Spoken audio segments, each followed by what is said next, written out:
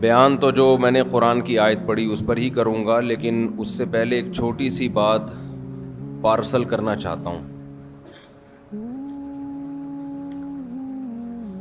جو وائز ہوتا ہے اس کا کام یہ ہوتا ہے کہ جو چیز بھی سوسائٹی میں نظر آئے جو غلط ہے تو فوراً اس کو بتائے کہ یہ غلط ہے، یہ نہیں ہونا چاہیے۔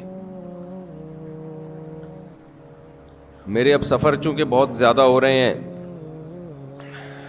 ایک چیز پر پہلے بھی میں بیان کر چکا ہوں۔ دیکھیں، رسول اللہ صلی اللہ علیہ وسلم نے فرمایا المسلم من سلم المسلمون من لسانہ و یدہ، کہ مسلمان وہ ہے جس کی زبان اور ہاتھ کے شر سے دوسرے مسلمان محفوظ رہیں۔ آواز سب کو صاف آ رہی ہے پیچھے؟ جی ہاں، صاف آواز نہیں ہے جی، سائڈ تو ہے ہی نہیں۔ ادھر آ رہی ہے آواز؟ ادھر نہیں آ رہی تھی، مجھے خود نہیں آ رہی تو آپ کو کہاں سے آ رہی ہو؟ آواز گونج رہی ہے میرے کانوں میں۔ تو آپ صلی اللہ علیہ وسلم نے ارشاد فرمایا کہ مسلمان وہ ہے جس کی زبان اور ہاتھ کے شر سے دوسرے مسلمان محفوظ رہیں۔ ہم بہت دفعہ ایسا کرتے ہیں کہ جب بھی کوئی حدیث ہم سنتے ہیں تو ہم اپنے مطلب کے حساب سے اسے ڈھالتے ہیں، اپنے کلچر کے حساب سے اسے ڈھالتے ہیں، یہ نہیں دیکھتے کہ حدیث کا منشا کیا ہے، حدیث کا اصل مفہوم کیا ہے۔ میں اکثر ایک مثال دیتا ہوں اس کی۔ قرآن میں اللہ تعالیٰ نے فرمایا تباہی بربادی ہے ان لوگوں کے لیے جو ناپ تول میں کمی کرتے ہیں، جب اپنا حق لینے کی باری آتی ہے تو پورا حق لیتے ہیں، جب حق دینے کی باری آتی ہے تو ڈنڈی مارتے ہیں۔ فوراً ہمارا دماغ جائے گا پیاز ٹماٹر والوں کی طرف، اپنی طرف کسی کا دماغ بولو نہیں جائے گا۔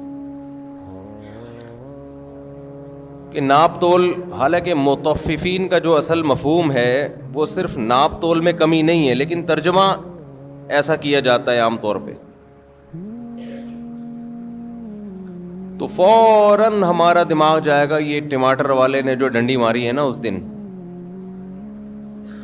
دن جو میں نے مرغی خریدی اور گھر لا کے تولا تو وہاں ترازو میں کچھ اور تھی، یہاں پر کچھ اور تھی۔ تو یہ وہ اس کے بارے میں قرآن نے بالکل صحیح کہا ہے، ایک دم صحیح بات کی ہے قرآن نے بالکل۔ او بھائی، یہ ٹماٹر والے کے بارے میں نہیں، یہ آپ کے بارے میں بھی ہے، سمجھتے ہیں؟ اس آیت کا منشا کہتے ہیں جو اس کی مراد ہے اصل، وہ پیاز ٹماٹر آلو والوں کو برا بلا کہنا نہیں ہے۔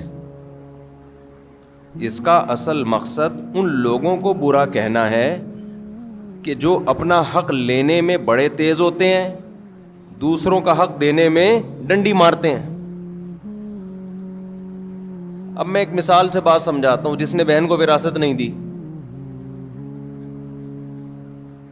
اپنی وراثت تو لے لی اس نے ابا سے، جب دینے کا وقت آیا کہ جب تم نے ابا سے کیوں لیے؟ اسلام کا سہارا لے کے لیے نا۔ بھائی، غیر مسلموں کے ہاں ابا وصیت کریں گے تو آپ کو ملے گی، ادروائز وہ آپ کو نہیں ملتی۔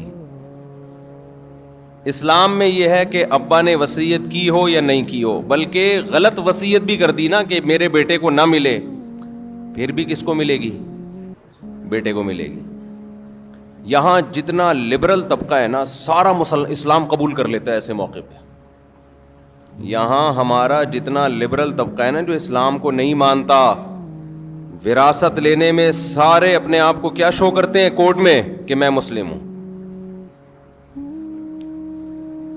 اب جس اسلام کا سہارا لے کے آپ نے وراثت لے لی، مفتیوں سے فتویٰ لے لیا کہ جی میرا حصہ کتنا بنتا ہے، مفتی صاحب نے بتا دیا جی 1 کروڑ آپ کا بنتا ہے، بہن کا کتنا بنتا ہے جی؟ 50 کروڑ بنتا ہے. یہاں تک فتویٰ لیا جائے گا بس. اگلا فتویٰ یہ لینا تھا کہ بہن کو میں کب دوں, کیا فوراً دینا لازم ہے میرے اوپر؟ اکثر ہم نے دیکھا یہ والا فتویٰ لوگ نہیں لے رہے ہوتے. تو فوراً دینا لازم ہے نا اس کو. اب گھر تو بکے گا 20 سال کے بعد, تو 20 سال تک تو اس کو تو بڈھی ہو جائے گی. آپ بہن کو بولیں گے کہ تم 20 سال بعد بڈھی ہو جاؤ گی, تو وہ مانے گی نہیں, مانے گی نہیں کہ میں 20 سال بعد بڈھی ہو جائیں گی, کیونکہ خواتین یہ بات نہیں مانتی. 40 سال بھی گزر جائیں تو وہ یہ نہیں مانتی کہ ہم بوڑھے ہوں گے, لیکن ہوگی تو نا بہرحال 20 نہیں تو 30 سال کے بعد. تو بڑھاپے میں جب آپ اس کو وراثت دیں گے تو اس کا کیا کرنا ہے اس نے؟ وہ تو بچوں کے کام آئے گی نا. اس بچوں کے لیے تو شریعت نے اس کے مرنے کے بعد وراثت رکھی ہے. پھر اس کے بچوں کو ملے گی جب وہ بوڑھے ہو جائیں گے, پھر ان کے بچوں کو ملے گی جب وہ, تو فائدہ کون اٹھائے گا بھائی اس سے؟ تو ہمارے ہاں ایک بہت بڑا طبقہ ایسا ہے جو اپنا حق لینے میں کس کا سہارا لیتا ہے؟ اسلام کا. حق دینے میں کلچر کو بنیاد بنایا جاتا ہے. بھی کلچر ہمارا یہ ہے, کلچر ہمارا یہ بھی, ضرورت کیا ہے؟ تو وراثت میں پھر کس کو بیس بنا لیں گے؟ ضرورت کو. کہ بہن کو ابھی ضرورت نہیں ہے, ضوابط پورے تجوید کے ساتھ ادا کرتے ہیں, ضرورت نہیں ہے. ایک اور مثال دے دیتا ہوں. یہ مثال انٹیوں میں پائی جاتی ہے. خواتین کو شکایت ہوتی ہے بھائی میاں جو ہے ہمارے حقوق ادا نہیں کر رہا. بالکل صحیح شکایت ہے. اگر وہ خرچہ نہیں دے رہا ہے, نان نفقہ نہیں اٹھا رہا ہے, جیسا خود پہنے ویسا اپنی زوجہ کو پہنائے, یعنی ویسا کا مطلب جس اسٹینڈرڈ کا لباس خود پہنتا ہے اسی اسٹینڈرڈ کا, بولو نا, اب بول نہیں رہے, دیکھا نا اپنے خلاف بات جا رہی ہے. بیگم کو وہی اسٹینڈرڈ. جی جی جی جی جی خیال کا لفظ نا مبہم ہے. وہ ہر آدمی کہتا ہے میں تو خیال کرتا ہوں, تو اس لیے میں خیال کو نہیں, پوری تھوڑی ڈیٹیل بتاتا ہوں. جس اسٹینڈرڈ کا خود کھاتا ہے اسی اسٹینڈرڈ کا زوجہ کو کھلائے. ایسا نہیں ہے کہ خود پیزے برگر پھوڑ رہا ہے جا کے اور اس کو مسور کی دال پہ ٹرکھایا ہوا ہے. تو یہ سارا اسٹینڈرڈ, اس کا جو لیونگ اسٹینڈرڈ ہے وہ آپ کے لیول کا ہونا چاہیے, جو آپ کا اسٹینڈرڈ ہے. تو یہ ذمہ داری کس نے لگائی ہے بھائی؟ بولو نا. اسلام نے, اہل مغرب نے یہ ذمہ داری مرد پہ نہیں لگائی ہے. ہماری خواتین شکایتیں کرتی ہیں کہ میاں حقوق ادا نہیں کر رہا, یہ نہیں کر رہا, وہ نہیں کر رہا. بالکل صحیح ہے بھائی, اس کے باپ کو بھی کرنا پڑے گا. یعنی اس کے باپ کا مطلب یہ نہیں کہ اس کے باپ کو, اسی آدمی کو پیار سے اس کا باپ کہا جاتا ہے اردو میں. آج ہر آدمی اپنا باپ خود ہی ہے نا آج کل. لیکن یہی انٹیاں جب شوہر ان سے کہتا ہے کہ آپ میری مرضی کے بغیر گھر سے مت نکلو, بیگم جب کہیں جاؤ تو مجھ سے پرمیشن لو. صرف اطلاع دینا کافی نہیں ہے, شوہر کی پرمیشن کا ہونا ضروری. اسلام عورت کو باؤنڈ کرتا ہے کہ جب اس کی شادی ہو گئی ہے. اب آپ کہو گے مصعب کیا قومی ترانے سنانے لگ گئے ہیں؟ میں تھکا ہوا ہوں بھائی, میں ابھی سفر سے آیا ہوں. رات میرا بیان تھا اتنا لمبا پنجاب میں, تو جب میرا بہت زیادہ لمبا بیان تھا, رات بھر سویا نہیں, پھر صبح کی فلائٹ تھی, تو پھر یہ سر لگانا پڑتا ہے تاکہ میں بولتا رہوں. سمجھ رہے؟ تو انٹیاں جو ہیں وہ شکایت کرتی ہیں میاؤں کی کہ یہ ہم پہ روب جماتے ہیں. ان کو کیوں بتائیں ہم باہر جانے سے پہلے؟ کیا الٹی باتیں بھی شروع ہو جاتی ہیں. کیا میں کوئی فلم دیکھنے جا رہی ہوں؟ بعض دفعہ میاں کو محبت اتنی ہوتی ہے, بیگم کہیں جا رہی ہوتی ہے. ونس اپون اے ٹائم ایسا ہوا کرتا تھا, اب تو اس طرح آج کل اس طرح کی اطلاعات آ نہیں رہی ہیں. میاں کہہ دیتا ہے کہ آپ نہیں جائیں, میں ابھی گھر میں ہوں, میں چاہتا ہوں کہ آپ گھر میں رہیں. بیگم کہنی نہیں, میں اپنی اماں کے جا رہی ہوں یا کہیں بھی جا رہی ہوں. تو اسلام ایسے موقع پہ بیگم کو سپورٹ کرتا ہے یا میاں کو؟ میاں کو. سمجھتے ہو کہ نہیں سمجھتے؟ یہاں خواتین کہتی ہیں کیوں بھائی ہم کوئی غلام ہیں؟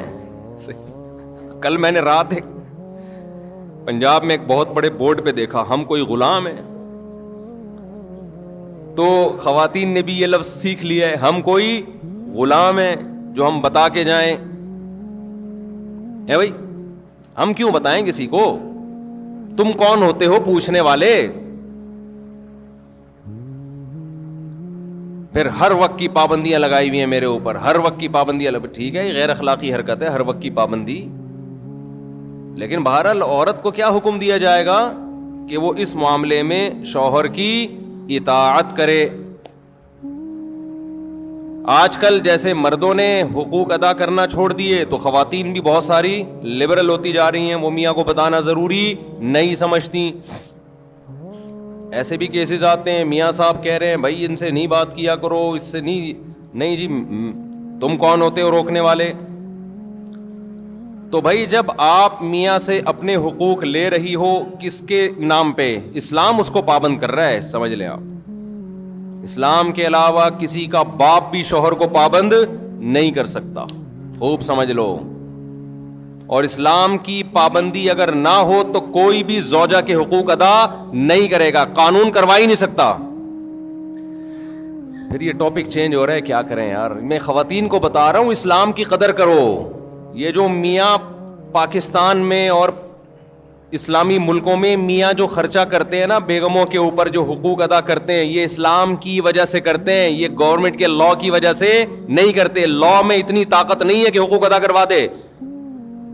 گوروں نے کتنے زبردست لا بنا کے مسلط کیے, انہوں نے بھی بالآخر ہتھیار ڈال دیے کہ بھئی قانون کے ذریعے شوہر عورت کے حقوق ادا کرے, یہ پاسبل نہیں ہے.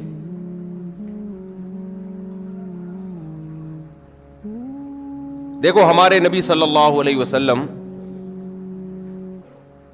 عرب میں عورت کو پاؤں کی جوتی سمجھا جاتا تھا, کوئی اوقات نہیں تھی. ہمارے نبی نے مدینہ میں جا کے قانون نہیں پاس کروایا کہ جو عورت کی توہین کرے گا اس کو اتنے سال کی جیل ہوگی. ایسا ہمیں کوئی یہ قانون سے یہ چیزیں گرفت میں آتی نہیں ہیں. قانون میں پہلے تو یہ توہین کی ہے کہ نہیں کی ہے, پھر توہین کی ڈیفینیشن کیا ہے. میاں کہہ رہے کہ ہمارے یہاں تو پیار سے گالیاں دی جاتی ہیں. ہمارے یہاں کیا, کل ایک صاحب آئے, انہوں نے کہا مجھے میری بیوی نے بہت گالیاں دی ہیں نا, بہت پھٹا ہوا, کہ پنجاب میں بیٹھا ہوا تو کہیں, تو میری بیوی نے بہت گالیاں دی ہیں. میں نے کہا کیا گالیاں دی ہیں؟ کہہ رہے یار مصعب کیا؟ میں نے کہا ترجمہ کر کے بتا دو. میں نے کہا ایز اٹ از گالی تو نہیں بتاؤ, لیکن آسان لفظوں میں اس کو ذرا مفہوم بیان کرو, آسان لفظوں میں اس کا مفہوم بیان کرو. تو خیر میں یہ عرض کر رہا تھا کہ نبی صلی اللہ علیہ وسلم کے دور میں بیٹی کو زندہ دفن کیا جاتا تھا. پاؤں کی جوتی سے بھی بدتر سمجھا جا رہا ہے کہ نہیں سمجھا جا رہا؟ تو آپ صلی اللہ علیہ وسلم نے قانون سازی نہیں کی ہے مدینہ میں کہ کورٹ میں عورت کیس کرے شوہر توہین کر رہا ہے. یہ بہت مبہم چیزیں ہوتی ہیں, مبہم چیزیں ہوتی ہیں, اور قانون کے ذریعے ان چیزوں کی گرفت نہیں ہو سکتی ہے. بلکہ آپ صلی اللہ علیہ وسلم نے یہ بتایا کہ میں اللہ کا پیغمبر ہوں, اور دلائل سے ثابت کیا. اللہ نے اتنے معجزے دیے جس سے صحابہ کو یقین ہو گیا کہ آپ کس کے پیغمبر ہیں؟ اللہ کے. پھر قرآن میں اللہ نے آیتیں نازل کی, لَقَدْ كَانَ لَكُمْ فِي رَسُولِ اللَّهِ أُسْوَةٌ حَسَنَةٌ, تمہارے لیے پیغمبر کی زندگی میں بہترین نمونہ ہے. فالو کرنا ہے تو کس کو فالو کرنا ہے؟ پیغمبر کو. اب لوگ سمجھ گئے پیغمبر جو کرتے چلے جا رہے ہیں ہمیں وہ کرنا ہے, نہیں کیا تو پنشمنٹ کس کی طرف سے ملے گی؟ اللہ کی طرف سے. اب کوئی دیکھنے والا نہیں ہے, اب نہ کوئی وکیل کی ضرورت, نہ کیس کی ضرورت. کس کا خوف بٹھا دیا ہے؟ اللہ کا.